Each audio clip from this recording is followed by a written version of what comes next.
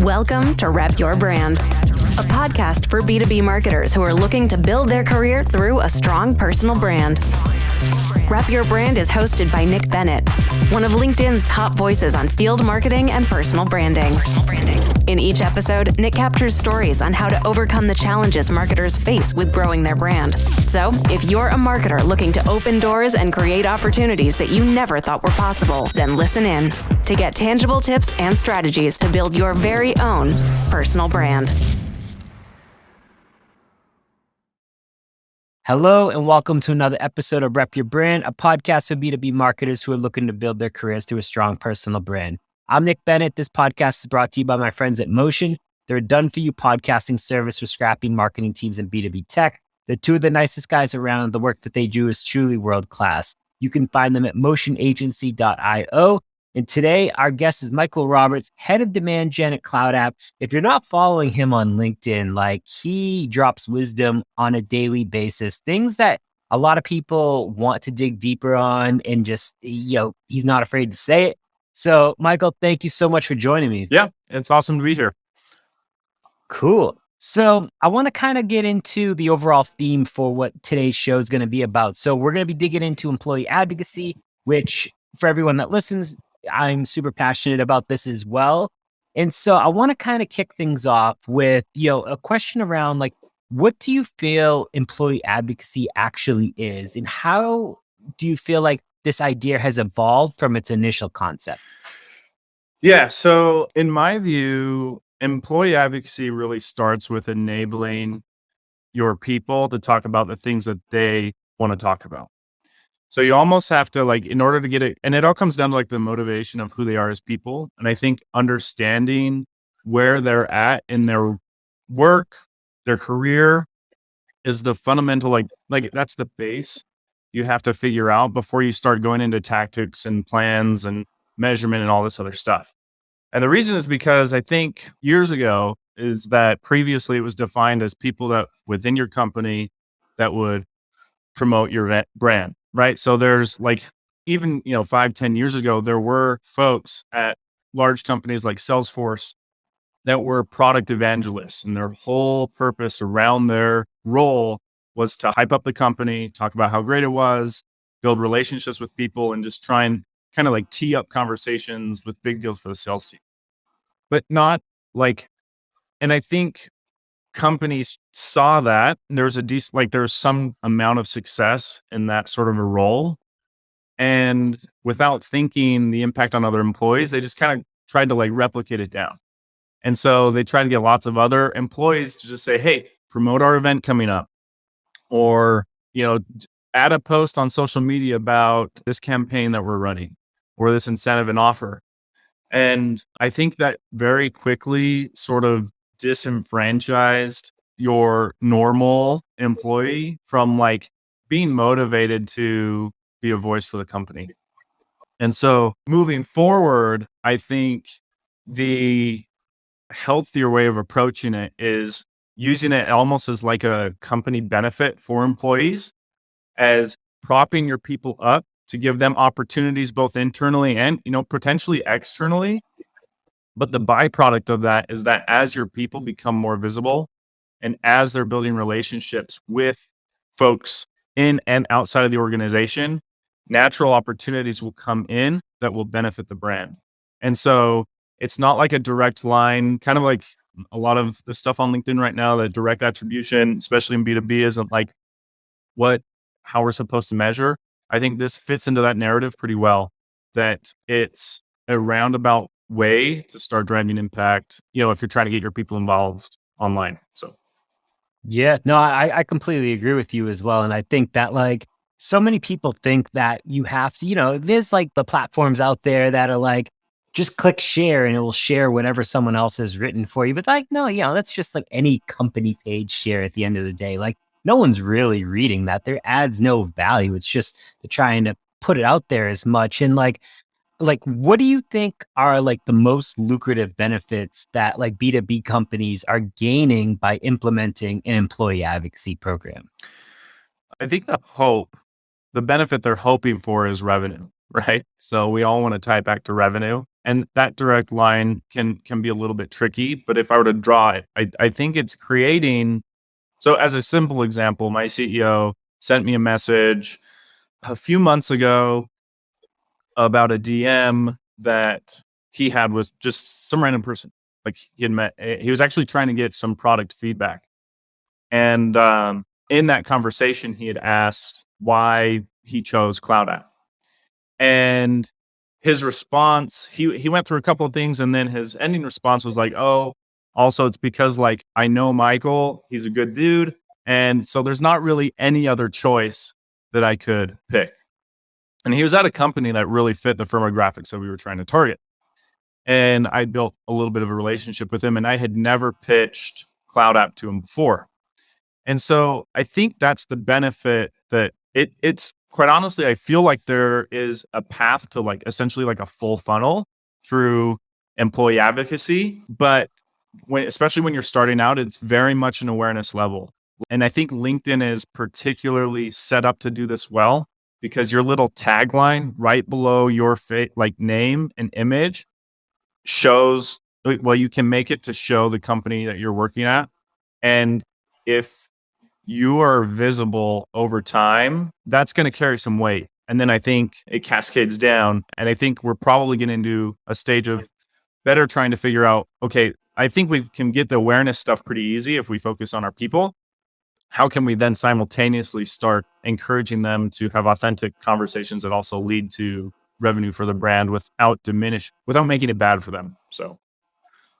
Yeah, no, I'm with you there. And it's like, I think you brought up a good point about like LinkedIn being set up for this, in some regards as well. And like, how do you feel? Because I feel like a lot of companies don't do this well, but like, how can companies turbocharge their program by like getting their employees to leverage LinkedIn? Everyone talks about like social selling, but like, I feel like social selling and employee advocacy is two different things to a certain degree. And so I'm interested, like, how you feel like companies could like really turbocharge their program by getting more of their employees to leverage LinkedIn specifically.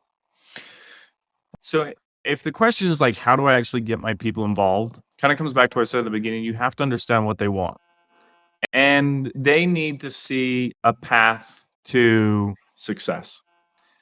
And so when we started running this program at CloudApp, that was something I tried to figure out. What was holding people up from getting involved?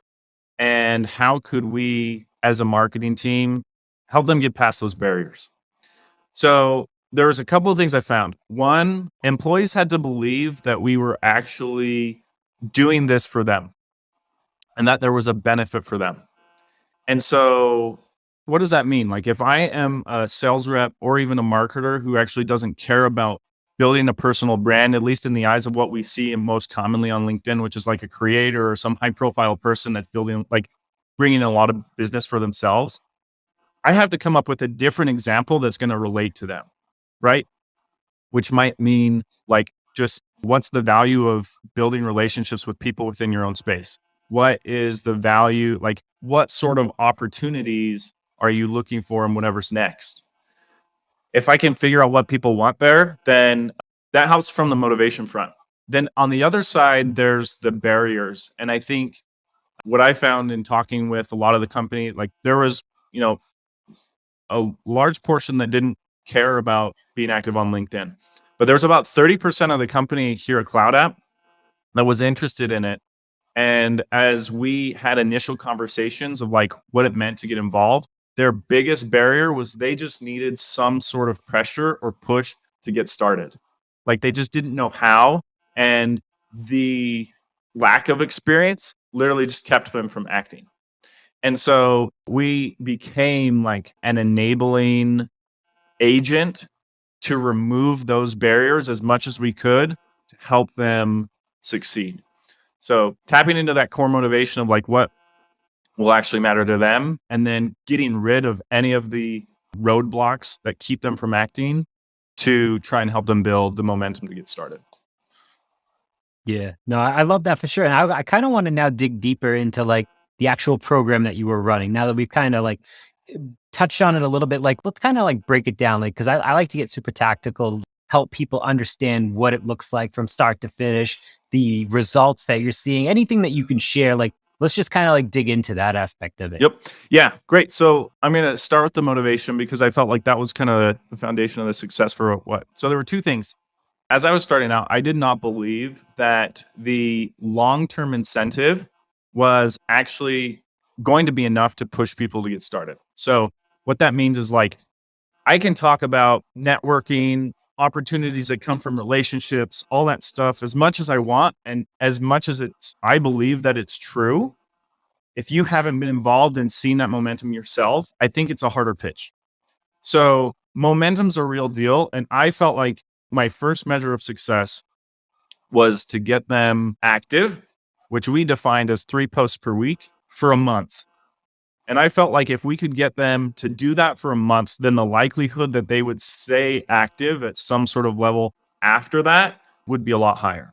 So I maintain the long-term incentive as something that I talked about all the time, but there was a short-term monetary incentive. Like it was very easy and I wanted it to be eye-catching. So we offered people $200 if they, and it was tiered actually. So the kind of like mid expectation tier of what we wanted to do was if you did this for a month, 3 posts a week, and like we weren't guardians of the content either. We just said, all you have to do is post 3 times a week.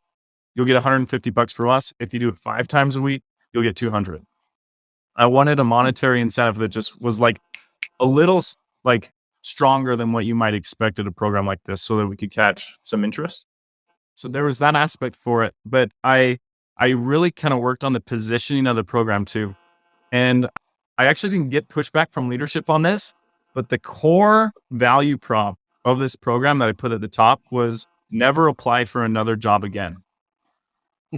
And like, I think there was something about that messaging that was like, holy crap, they're actually doing this for me and not just the company. And I actually didn't hold back from like talking about the benefits for the company. I was pretty like straightforward. Like this is something we're aiming to benefit the company.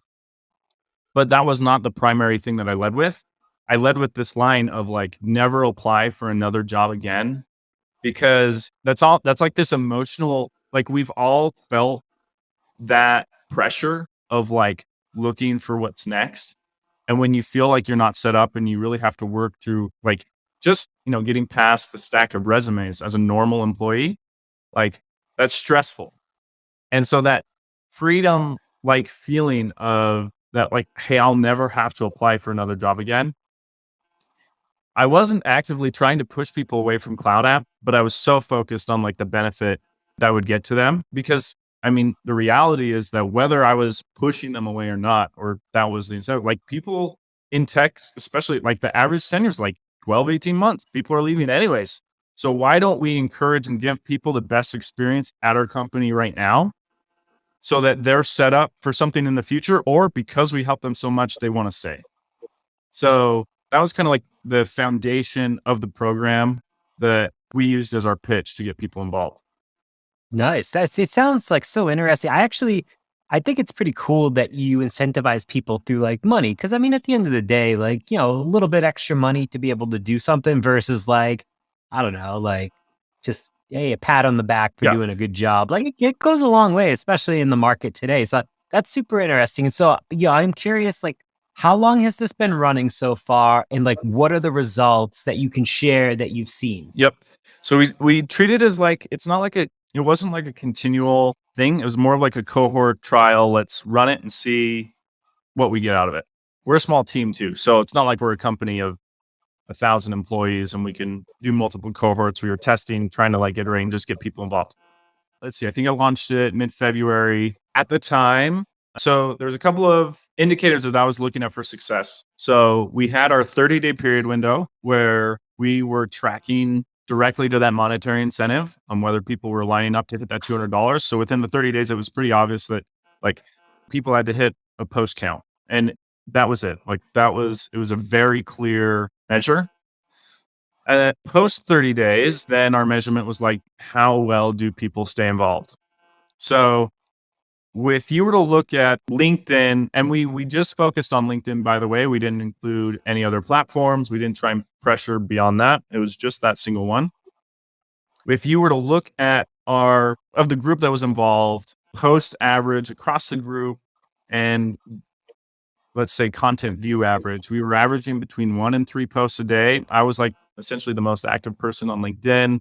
Everybody else was very not and very sparse.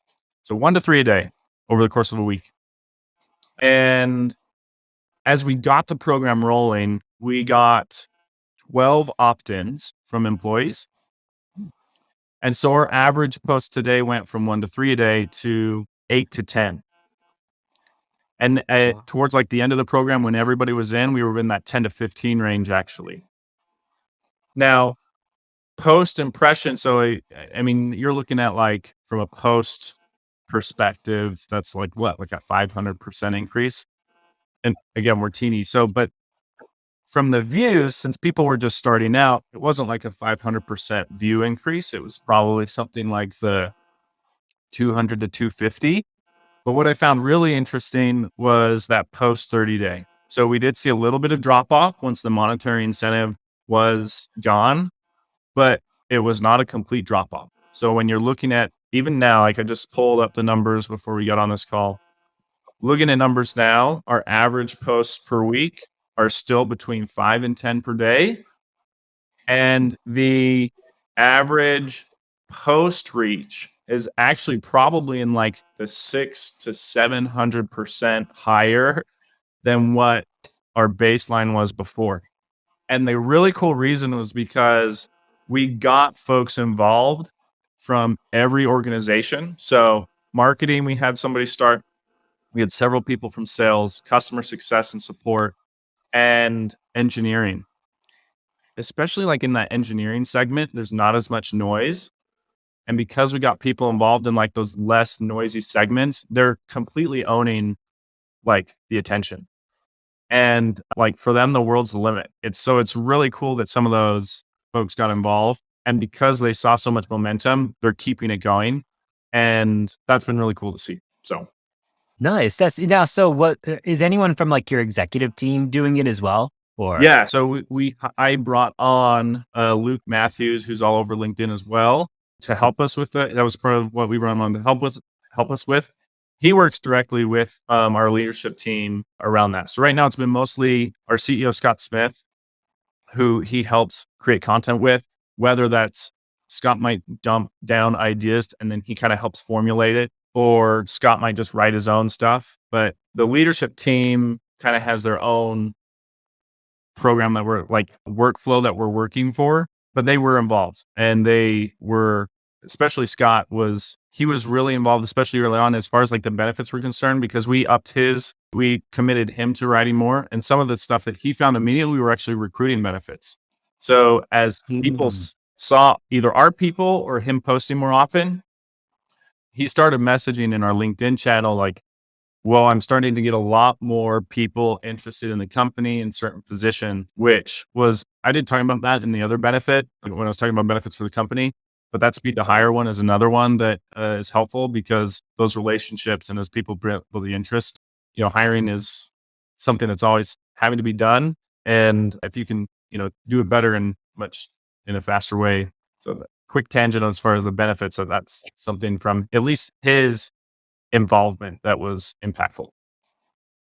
Yeah, I feel like people don't think about that enough, like the recruiting benefit, because I mean, let's be honest, like it's still a hot market for like the good marketers that are out there that are like strong marketers, and like you can still attract really strong talent. Like we go through a similar thing at Alice as well, where like, we have a director of product marketing opening right now. And so I actually posted it on my LinkedIn the other day, and I ended up having 32 people apply to it via my referral link in like a day and a half. Yep.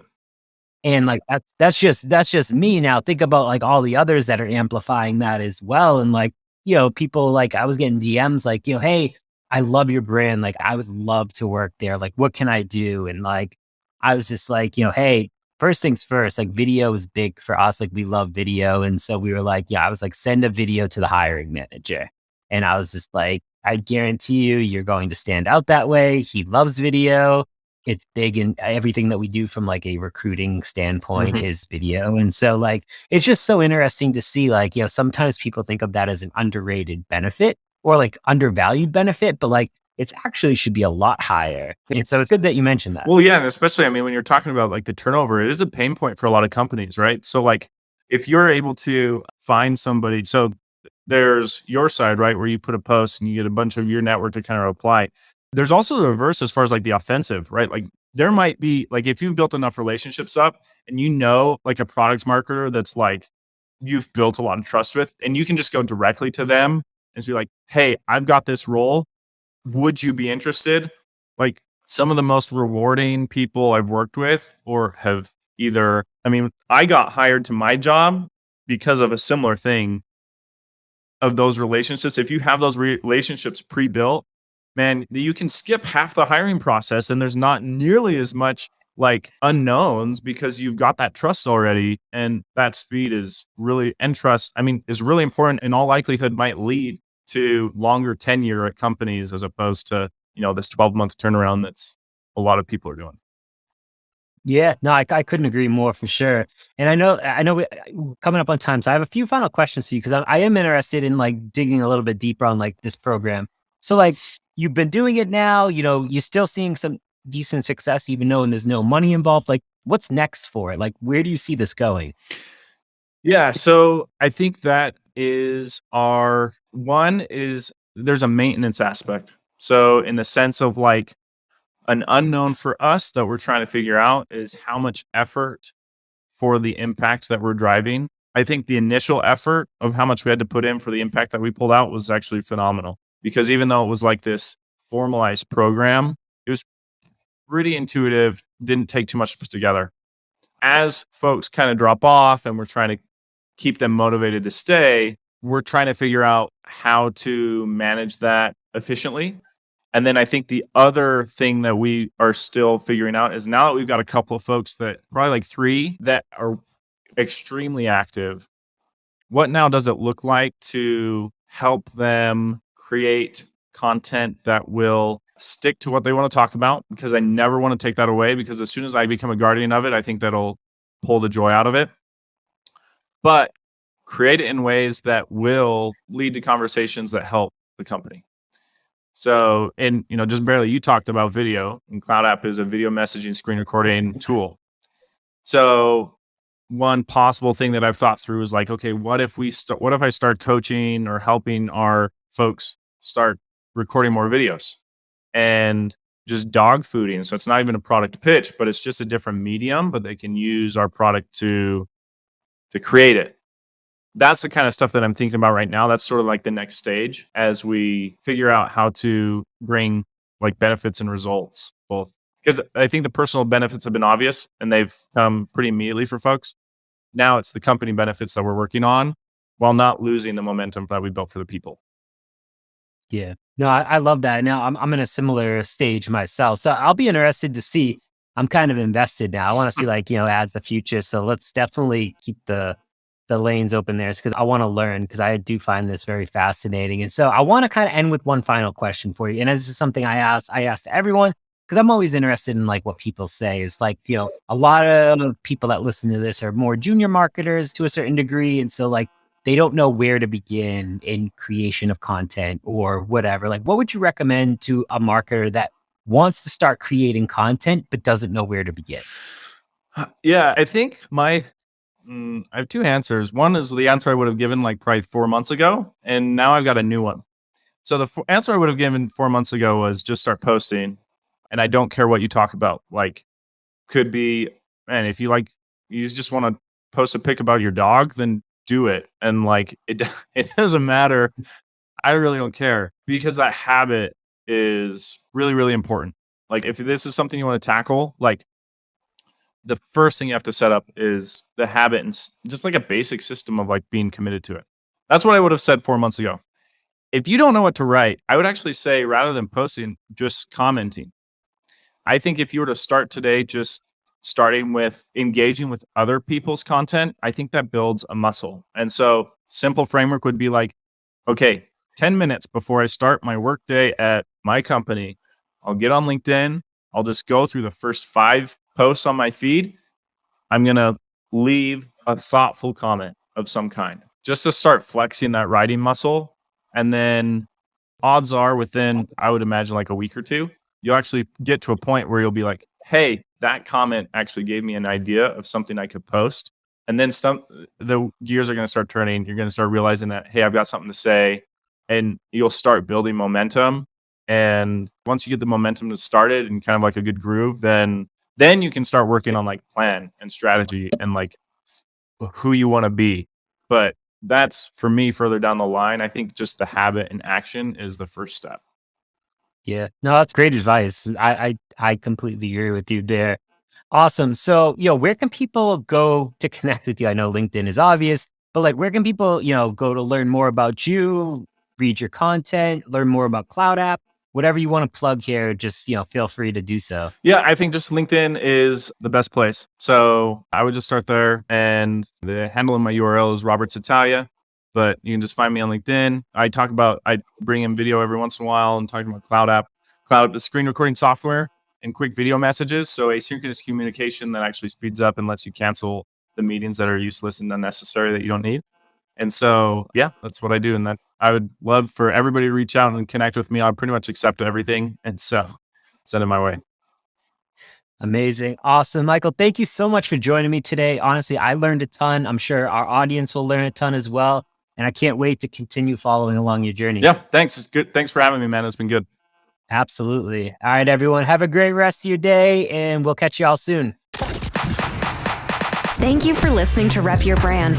Make sure to subscribe on Apple Podcasts, Spotify, or wherever you listen to your favorite shows. And if you learned something new today, it'd be great if you left us a review. We'll catch you next time.